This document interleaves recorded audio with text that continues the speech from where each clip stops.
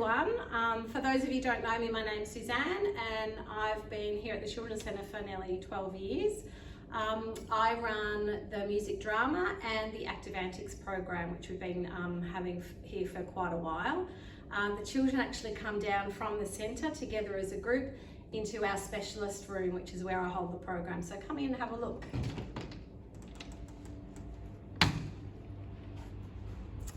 I've decorated this room in really bright colours. I'm calling it the rainbow room this year. It's just so that when the children come, the colours all stand out and they can feel like it's a place that's fun and somewhere safe that they can come to and enjoy all the programs we've got to offer. The bilbies all the way up to the dolphins all come down to this room to participate in the program. But I actually go to the possums because obviously being the young babies, it's a little bit more difficult to get them all down here. So the bilbies at the beginning of the year, I do go into their room, and once they're a little bit more settled, they will start coming down here to me in this room as well. The room is actually set up today for Active Antics. Today I had the under 3 children come to this room, and tomorrow I'll have the over 3 children come and enjoy the program. So come in and let me tell you a little bit about our Active Antics program. So the Active Antics program that I provide is just an opportunity for the children to engage in some light exercise and some gross motor activities. I think we probably all know what the benefits are for exercise for us as adults, but for young children there's lots. Building strong hearts, bones and muscles, improved movement, balance, coordination and reaction times, developing fundamental movement skills, increased mental well-being, and improved social skills, self-esteem and confidence. So I try each time I do provide the Active Antics program that there's opportunities for the children to practice all of those kind of skills. So let me show you around the room and give you a little bit of an example about what we do in Active Antics. So today the entire Active Antics session was revolved around beanbags. So got the children to all get a beanbag, have a feel, see what it felt like, throw them up in the air, catch them, just get familiar with what the beanbags are. We had a little bit of fun balancing beanbags on our heads. Got them to put their hands out for balance. It was pretty tricky for some of the younger ones, but it's all about practice, it's all about having fun, it's all about learning new skills. So we also balanced them on our arms. I'm not too good at that. We balanced them on our foreheads, and we sat down and balanced them on our knees and our tummies. The children thought that was really fun. Another activity, the children had to run over to choose a coloured beanbag. So for example, let me try the blue one. They had to run over when their name was called, pick up a beanbag and follow the string. There's a blue string there you might not be able to see. And we got them to just carefully balance and walk along the string up to the end, place the beanbag in the bucket and then balance their way back. As you can imagine, a lot of children went running and dashing up one end because they couldn't wait.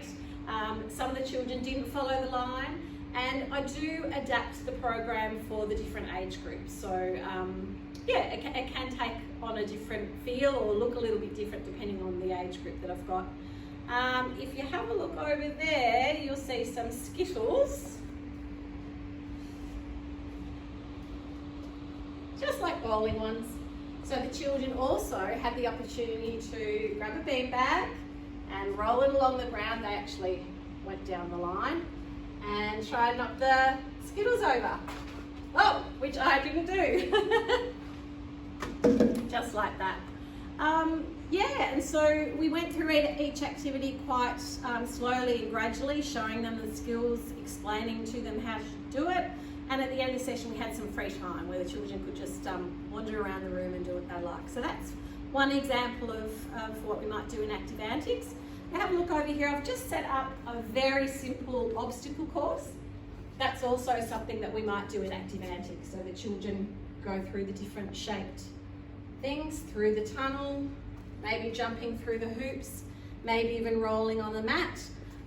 There's just a wide range of different activities we do. We might play with balls, We might even, sometimes we utilise the beautiful front lawn, which you've all noticed when you come and drop the children off. The front lawn out the front. So during, say, grand final weekend, I go out and do a little Oz kick session with the children. I might go out and set a big obstacle course out there. And yeah, so we're really, really lucky to be able to utilise this room as well as our outdoor area as well. So that's just an idea of what happens in Active Antics and all the benefits and what your children gain from it. I'll see you soon, and I'll set this room up to show you what music and drama is like. Hello everybody, welcome back. Magically, the room is now transformed into what it might look like when I run a music and drama session. Extensive research shows that exposing young children to music at an early age provides many benefits, just as dramatic play or drama activities are an integral part of the developing child as well. Let's head over here and I'll show you some of the benefits. So music. Music helps children learn the sounds and meanings of words. It provides exercise for the brain to develop memory through the rhythmic patterns and melody of music. And something that I learned not too long ago, it stimulates neural pathways which are associated with abstract thinking and empathy. Drama and dramatic play also is really good for children's self-worth and self-esteem, self-regulation, empathy and confidence. And I think one of the major things about music and drama is that it's so much fun. The children love it, they laugh and sing and dance, and we have lots of fun, so that's a really great benefit as well.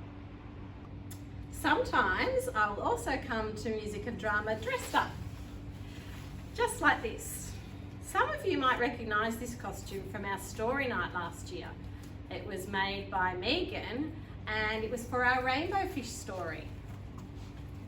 So yeah, sometimes I will come dressed up according to the theme that I might be running for the session that day. The children think it's quite fun, and also they get an opportunity sometimes to dress up as well. Let me show you my felt board wall. This is, I've just developed this year. Sometimes it's really great to add props and use different things to help make a song or a rhyme come alive for the children. For example, I'll give you a little go at this song. One elephant in the bathtub going for a swim. Knock, knock. Splash, splash. Come on in. And then I'll get the children to choose which colour elephant they might like to join the other one. Pop them in the bathtub and we keep singing the song. And I give other children to have an opportunity to come up and put the elephant in the bathtub.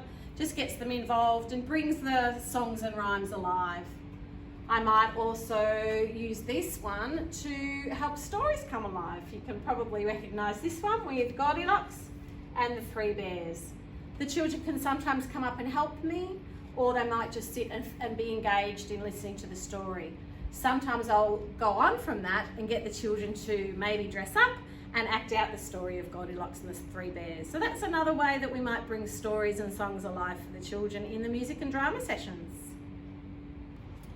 Usually each session that I provide comes with a theme. It might be a theme that the children are already exploring in their rooms, or it might be something that I've come up with, something that's going on in the community, or just an interest or a theme that I think the children will enjoy. For example, World Space Week was one that we worked on last year. I built the rocket. So during this session, we would sing lots of songs about space. The children might get an opportunity to hop in the rocket. They might take turns to turn into a star while we sing Twinkle Star or another song. Or they might get the opportunity to use this to be a spaceman or an astronaut. So as you can see, I bring lots of things along that will help all the songs and rhymes come alive for the children. It gets them participating so that they're not just sitting and watching me all the time.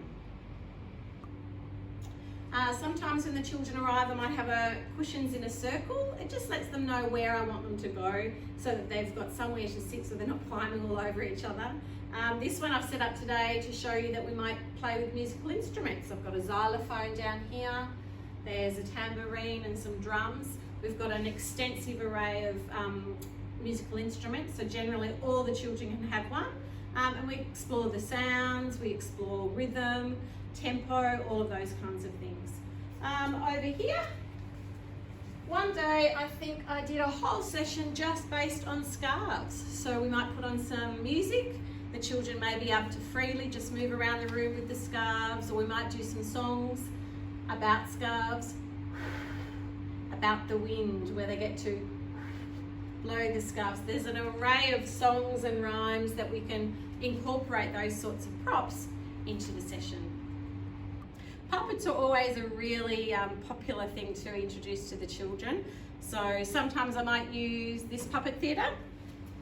I might tell a story or a rhyme or a song using a puppet, like this dinosaur. And the children may get the opportunity also to come behind the puppet screen and tell a story to their friends or sing a song to their friends.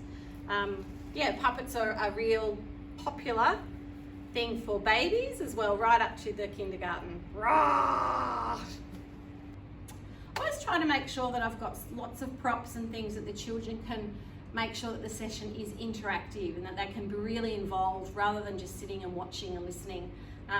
Here's some flowers, so maybe a spring theme. There might be lots of songs and rhymes about flowers. The children can have a turn at being a flower. Most of them really enjoy getting up and getting involved, and it's great for their self-confidence.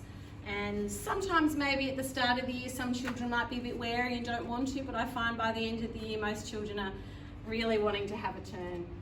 And finally, just showing you again some masks I might use, some hats. I think this one's a chicken dance or a chicken song. So there's lots and lots of opportunities for the children to dress up, to role play, to explore characters, singing, dancing, moving.